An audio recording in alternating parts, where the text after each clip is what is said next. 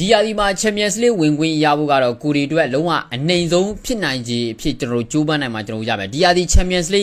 ဝင်ခွင့်ရကိုရမှာဖြစ်မယ်ဆက်သမားတွေဘာလို့လဲဆိုတော့ပြီးခဲ့တဲ့နေ့ကပဲအာဆင်နယ်ကဒီ Sporting Lisbon ကိုအနိုင်ရလိုက်တော့ Premier League ကနေပြီးတော့ Champions League ဝင်ခွင့်အတွက်9နေရာထိတီးကြသွားတယ်အားလုံးပဲမင်္ဂလာပါ United Show ကနေကျွန်တော်ကြိုးဆိုပါတယ်လာမယ့်ရာသီ Champions League ဝင်ခွင့်က Manchester United အတွက်ဖြည်းဖြည်းချင်းပူပြီးတော့တီးကြလာပြီလားပေါ့ကျွန်တော်တို့အနေနဲ့တကယ်ကောဒီရာသီပြီးရင် Champions League ဝင်နိုင်လိမ့်မယ်လို့ညီကတို့ယုံကြည်ထားကြလားညီကတို့ဆွေးနွေးကြပါအားလုံးပဲမင်္ဂလာပါဆိုတော့အဓိကကပေါ့နော်ကျွန်တော်ဘယ်လိုပြောရမလဲ Champions League ဝင်ခွင့်နဲ့ပတ်သက်လို့ရှိရင်ဟိုအနိုင်ဆုံးပေါ့နော်အနိုင်ဆုံးလောကဘဲ minimum ဖြစ်နေရမယ်ဆိုတာငါတို့ Champions League ကဝင်ခွင့်ရကိုရမယ်ဆိုတာမျိုးကအကြောင်းရင်းကျွန်တော်အများကြီးရှိတယ်ဗျကျွန်တော်တို့ဒီတဲကမှရှေ့ကပြောလာတယ်သိတယ်မလားငါတို့ကတပတ်မှတပွဲကစားရတာဘာညာသူများလိုပြိုင်ပွဲသူမကစားဘူးဒါတွေကထားတော့ဒါပေမဲ့လို့ Champions League က9နေရာထိဝင်ခွင့်ရမှာဆက်သမားစဉ်းစားကြည့်လိုက်တော့ဗျ9နေရာထိဝင်ခွင့်ရမယ်ကိုရီးယားလောလောဆယ်အဆင့်3မှာရှိနေတယ်ကျွန်တော်တို့အနေနဲ့ဒီအခွင့်အရေးကိုတိုင်ပတ်လို့ကျွန်တော်မဖြစ်ဘူးဒီတစ်ပတ်ကျွန်တော်တို့အနေနဲ့ဒါအိမ်ဝင်းမှာ Leeds United ကိုလက်ခံကစားရမယ်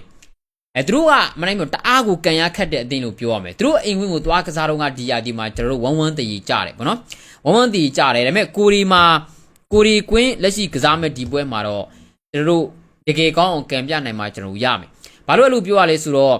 ဟို Leeds United ကအခုလက်ရှိအဆင့်15မှာဗျာသိလဲနော်အဆင့်15မှာပြီးရင်ကျွန်တော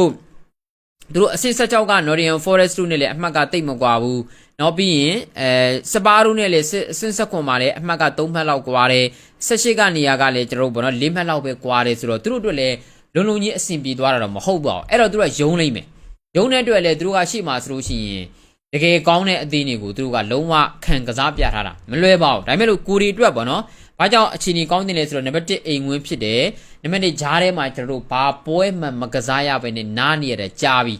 းသူများတွေလို့ weekend မှာကစားမှာတော့ကျွန်တော်တို့မဟုတ်ဘူးအင်္ဂါနေ့မနက်မှာကျွန်တော်တို့ကစားမှာစဉ်းစားကြည့်ဗျဘယ်လောက်တောင်ကျွန်တော်တို့အနေနဲ့သူများတွေလို့ weekend မှာမကစားရလဲဆိုတာပြီးရင်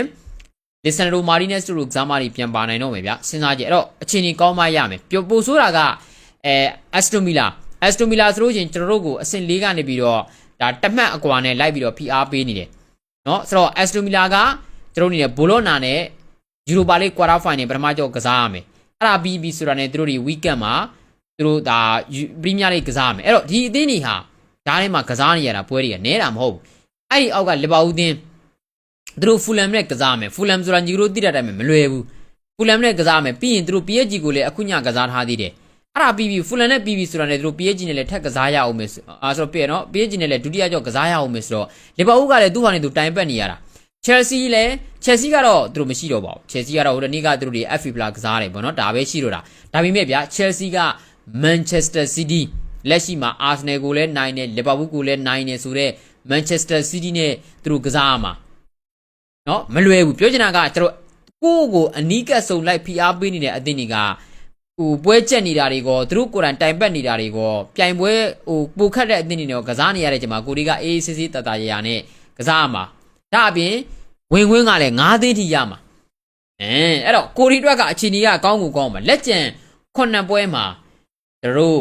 ဘယ်လိုပြောမလဲဟို15မှတ်လောက်ရတယ်ဆိုလို့ရှိရင်ဗောနော်အခြေအနေကကောင်းပါတယ်ဒါပေမဲ့လို့ဗျာ15မှတ်ထိဆိုတော့မျိုးဆိုကျွန်တော်ကနောက်ထပ်9ပွဲလောက်ထိကျွန်တော်ဗောနော်ဟလာနိုင်မှကျွန်တော်ရမှာဗျာသိလားဒါပေမဲ့အဲ့ဒီမတိုင်ခင်မှာအဖြေပေါ်ဖို့အတွက်ကျွန်တော်ဂျူးပန်းရမှာအဲ့တော့ကိုကစားမဲ့ပွဲတွေထဲမှာဆိုရင်လီဗာပူးတို့လိုအသင်းမျိုးတွေနဲ့ကျွန်တော်ကြံသေးတယ် Chelsea တို့လိုမျိုးပွဲတွေကျွန်တော်ကြံသေးတယ်နော်မလွယ်ပါဘူး United တွေဒါပေမဲ့လို့တေချာတာတစ်ခုက9သင်းထိဝင်ခွင့်ရမယ်အရင်လို4သင်းပဲမဟုတ်တော့ဘူးဗျာ9သင်းထိဝင်ခွင့်ရမယ်လက်ရှိအဆင့်9နေရာကလီဗာပူးနဲ့ကျွန်တော်ကြားထဲမှာဆိုလို့ရှိရင်ကျွန်တော်ဒါ6မှတ်လောက်ကွာတယ်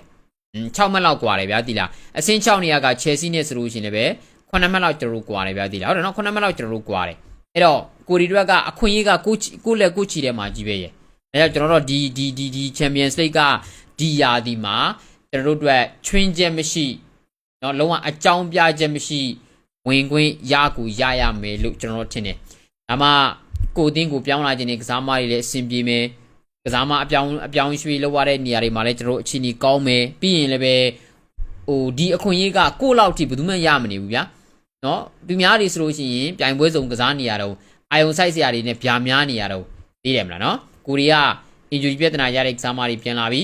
အားကိုးရပါတယ်ဆိုတဲ့တိုက်စစ်ကစားမတွေအကုန်အဆင်ပြေနေတယ်ကွင်းလေတွေအကုန်အဆင်ပြေနေတယ်နောက်တန်းမှာမကွမ်းရမပါနိုင်ပေမဲ့လစ်ချာကပြန်ပါနိုင်မဲ့အခြေအနေမျိုး Patrick Dugu တို့ကျွန်တော် injury ပြဿနာကနေပြီးတော့ပြန်တက်တာလာရင်လေ့ကျင့်ခင်းတွေဆင်းနေပြီအားလုံးကကိုယ့်ဘက်မှာကြီးပဲဂျားထဲမှာလည်းအများကြီးနားနေရတယ်အများကြီးနားတော့ injury ပြဿနာကြုံနေရတဲ့ကစားမတွေအတွက်ပွဲတွေအများကြီးမလွတ်တော့ဘဲနဲ့မကြခင်ပြန်ကစားနိုင်တော့မယ်စဉ်းစားကြည့်ပါအဲကြောင့်ကျွန်တော် United အနေနဲ့ Champions League ဝင်ခွင့်ဒီရာသီမှာအကြောင်းပြချက်မရှိလုံးဝရကူရမယ်အခြေအနေမျိုးတွေကျွန်တော်ထင်တယ်ညီကတို့ဘယ်လိုမြင်ကြလဲဆွေးနွေးကြပါအားလုံးကိုကျေးဇူးများတင်ပါတယ်